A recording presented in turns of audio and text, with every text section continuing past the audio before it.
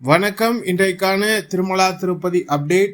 திருப்பதி ஏழுமலையானை இலவச தரிசன பக்தர்களும் குறுகிய நேரத்தில் தரிசனம் செய்யும் வகையில் திருமலை திருப்பதி தேவஸ்தானம் தினந்தோறும் இலவச தரிசன டிக்கெட்களை திருப்பதியில் உள்ள திருப்பதி மத்திய பேருந்து நிலையம் அருகில் உள்ள ஸ்ரீனிவாசம் காம்ப்ளெக்ஸ், திருப்பதி ரயில் நிலையம் அருகில் உள்ள விஷ்ணு நிவாசம் மற்றும் அலிப்பிரி நடைபாதை அருகே அமைந்துள்ள பூதேவி வளாகம் ஆகிய இடங்கள் தினந்தோறும் விடியற்காலை 3 மணி முதல் பக்தர்களுக்கான இலவச தரிசன டோக்கன்கள் ஆதார் கார்டு கொண்டு ஒதுக்கீடு செய்யப்பட்டு வருகின்றது.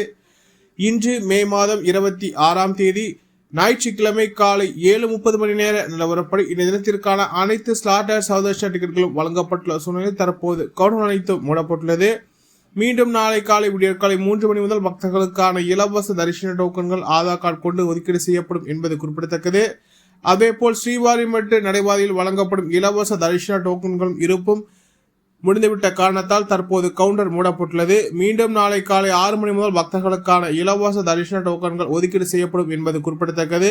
இன்று வார விடுமுறை ஞாயிற்றுக்கிழமை என்பதால் பக்தர்கள் எண்ணிக்கை சற்று அதிகரித்து காணப்பட்டது. இதனால் டிக்கெட்கள் அனைத்தும் விரைவாக தீர்ந்துவிட்டது.